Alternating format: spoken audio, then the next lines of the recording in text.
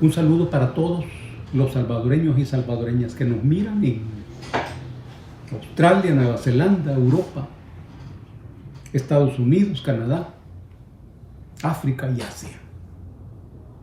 Para todos un fuerte abrazo. También para los y las salvadoreñas que nos miran en nuestro país y en cualquier lugar del mundo. Cuídense mucho de toda manera. En nuestro país hay noticias buenas. Más de 1 millón o 1 millón de vacunas de Sinovac, vacunas chinas, contra el COVID van a llegar al país.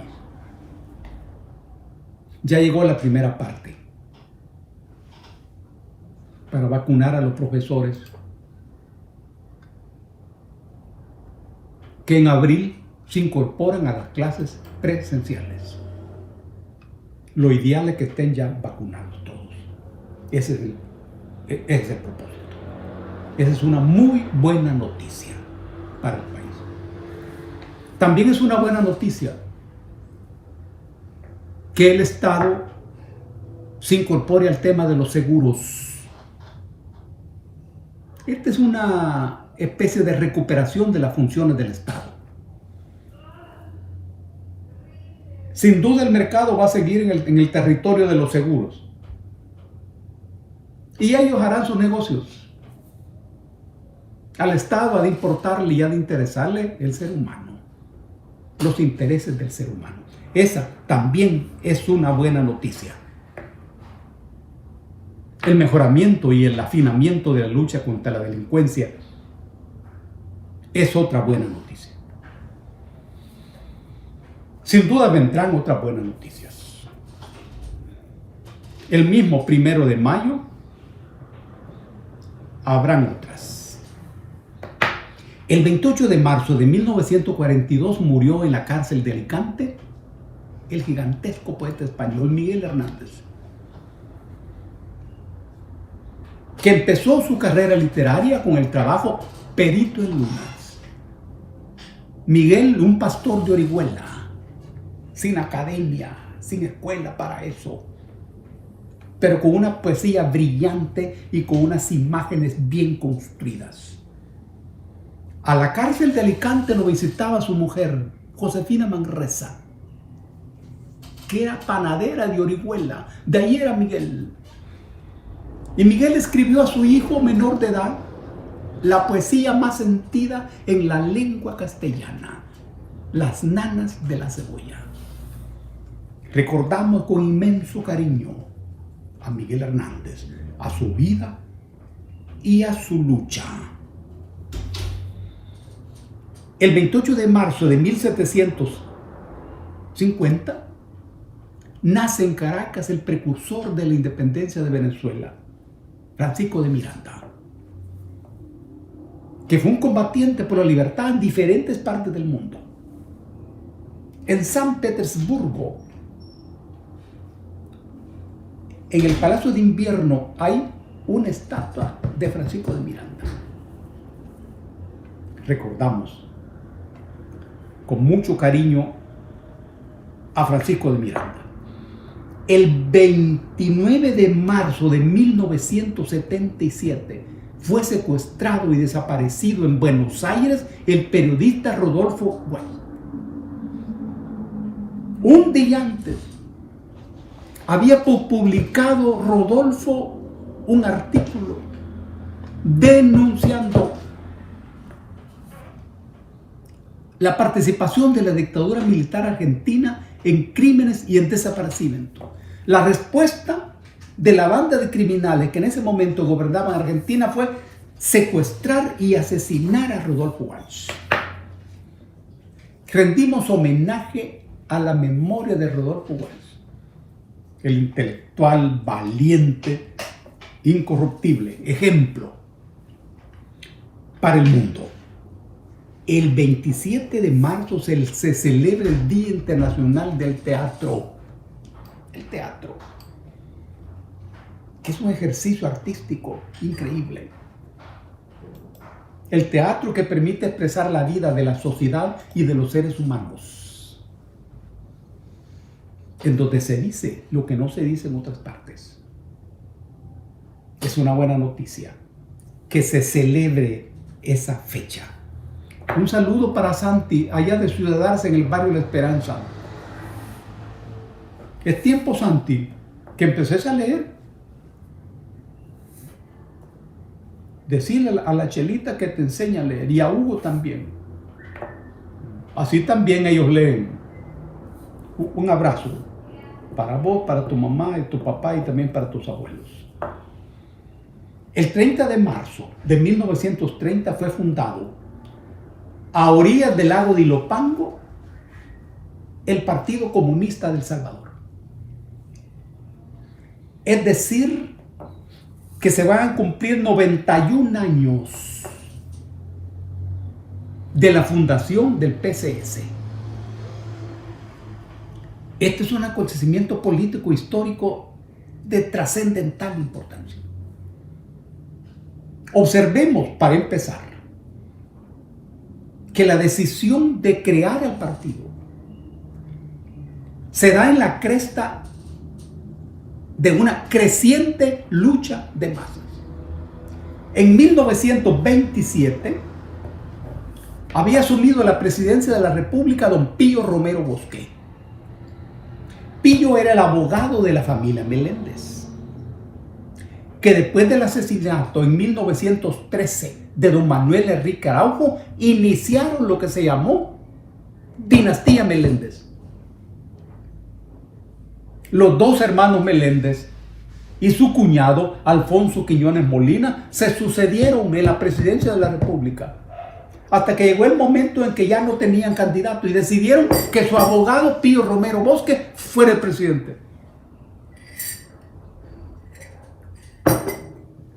Pío era un abogado de Suchitoto, y contrariamente a lo que esperaba la familia Meléndez, inició un proceso de apertura democrática limitado, pero al fin y al cabo una apertura democrática.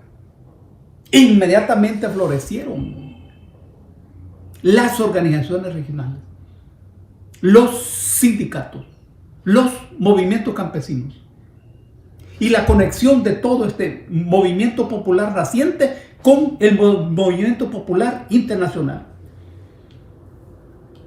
Eran los años 30, cuando el capitalismo planetario entró a una crisis radical. Quebraron los bancos, quebraron las empresas, quebraron las industrias en todo el planeta. Se vinieron abajo los precios del café y la economía de nuestro país se hundió. Pero el cálculo de que los obreros y los campesinos muertos de hambre iban a reducir su capacidad de lucha se vino abajo. En medio del desamparo y de la crisis aumentó la lucha popular. Años 30. Es en ese escenario de quiebre del capitalismo planetario y de crisis en nuestro país es que se decide fundar el Partido Comunista. Es decir, que fue un fruto de la estructura social de ese momento, fruto de la crisis de ese momento. ¿Y quiénes lo hicieron? Obreros, intelectuales, también artesanos. Unas 25 personas a orillas de Asino.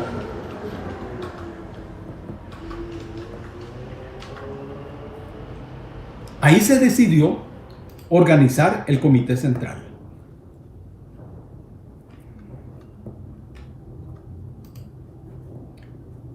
Dirigido por un obrero, Luis Díaz, e inicia su vida política el Partido Comunista.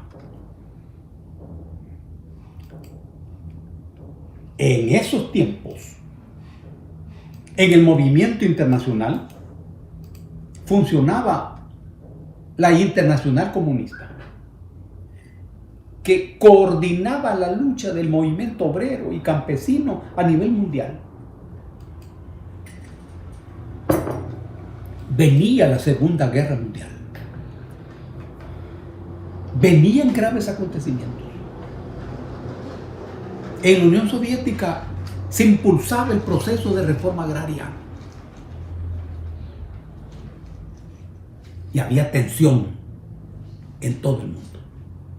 En nuestro país, el Partido Comunista nace en los años 30. Terminaba su periodo presidencial Pío Romero Bosque. Se inicia una campaña electoral. Y aparece un joven ingeniero que había estudiado en Inglaterra. Y traía en su cabeza algunas ideas del Partido Laborista de los ingleses. Se postula como candidato a la presidencia. Ofrece un programa de gobierno de transformaciones económicas y sociales, reforma educativa, reforma agraria. Concita el respaldo y la movilización de todo el movimiento obrero que estaba ya plantado en el país. Don Alberto Maferrer respalda la candidatura de Arturo Araujo. Los intelectuales de ese momento también respaldaron a Arturo Araujo. El vicepresidente, el candidato a vicepresidente de Arturo Araujo, era un coronel de nombre Maximiliano Hernández Martínez, que era candidato de un pequeño partido que se llamaba Partido Nacional Republicano, más o menos. Gana la campaña electoral, asume la presidencia de la República e incumple todo lo que había prometido. Ese gobierno de Araujo duró apenas 7 meses. Y al final hay un golpe de Estado, en donde no aparece Maximiliano, pero él era el vicepresidente. Y a la hora de formar un gobierno, él aparece como el presidente. Y se inicia así, de esa manera, un periodo que se conoce como la dictadura martinista. El año 31 hubieron elecciones y el Partido Comunista participó en elecciones. Incluso ganó la alcaldía municipal de San Salvador. Acababa de ser fundado, pero no le dieron la alcaldía. Se inicia un proceso sostenido, lento, de rebelión y de levantamiento. Martínez empezó a reprimir.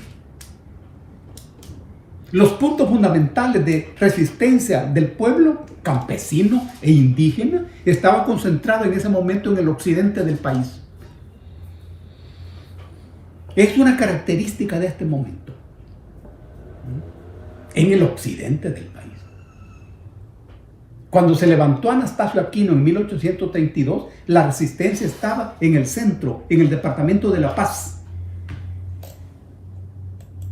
En estos años 30, en el occidente. El Partido Comunista recién fundado asume la responsabilidad de ese levantamiento. Y dirigentes campesinos como Feliciano Ama se incorporan al partido. Feliciano era una persona conocida en Izalco, presidente de las cofradías vinculadas a la iglesia. Modesto Ramírez le propuso a Feliciano incorporarse al partido. Él aceptó, pero dijo: es necesario que todos mis compañeros también se incorporen.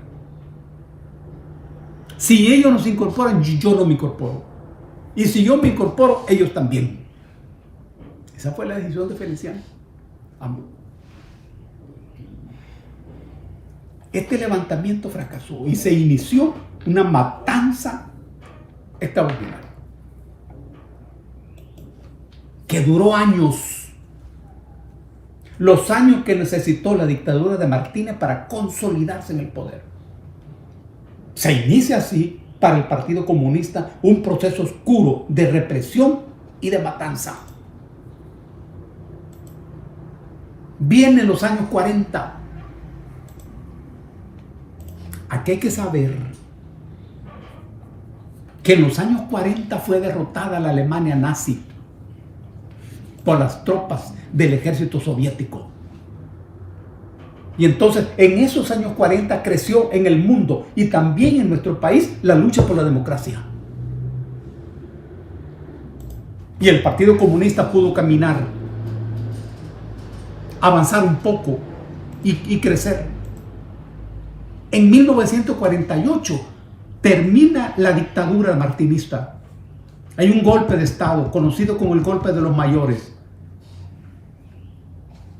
Ahí estaba el coronel Óscar Osorio, que en 1950 asume la presidencia con un programa de transformaciones económicas, sociales y políticas del país, que suponía la industrialización. Entonces crecieron las fábricas. Cuando crecieron las fábricas, crece la clase obrera. Al crecer la clase obrera, crecieron los sindicatos y creció el Partido Comunista.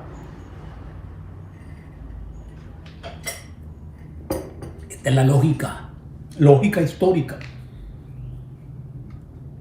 Estamos en los años 50, año en donde se da el inicio de un proceso de transformaciones. Se aprueba una constitución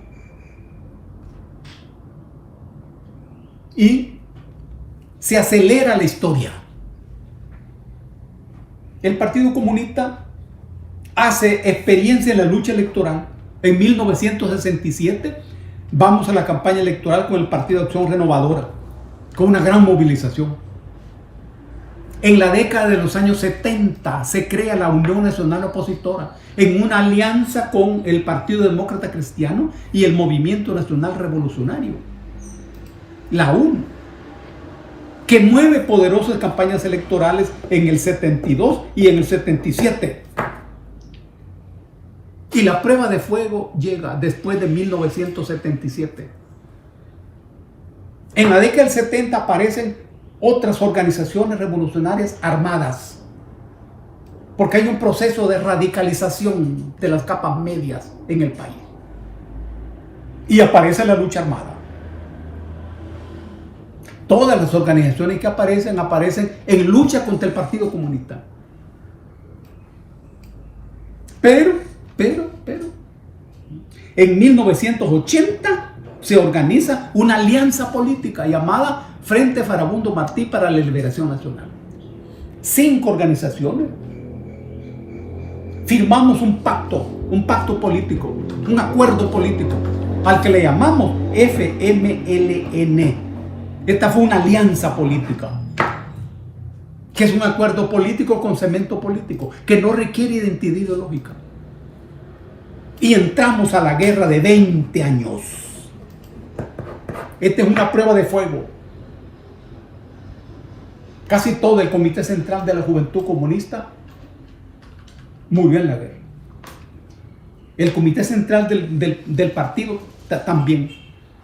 Pero salimos de la guerra intactos, política e ideológicamente. Aquí viene un momento oscuro, incomprensible, cuando después de la guerra el Partido Comunista fue disuelto, teniendo plena salud política, plena salud ideológica, plena cohesión política e ideológica, sin mayor afectación por acontecimientos internacionales duros. Ese fue un acontecimiento muy funesto y una decisión muy oscura. Agradecemos a los militantes del Partido Comunista su escuela política. El Partido Comunista nos enseñó a estudiar, a reflexionar políticamente, a ser tenaces, a sostener una lucha en las peores circunstancias. Por eso rendimos homenaje a todos los compañeros del Partido Comunista y también de las otras organizaciones que integraron el FMLN, que dieron su vida por esta lucha. Y dentro de poco vamos a celebrar los 100 años de creación del Partido Comunista de El Salvador. Y también convocamos al pueblo a conmemorar y a celebrar esa fecha. Un abrazo para todos y para todas.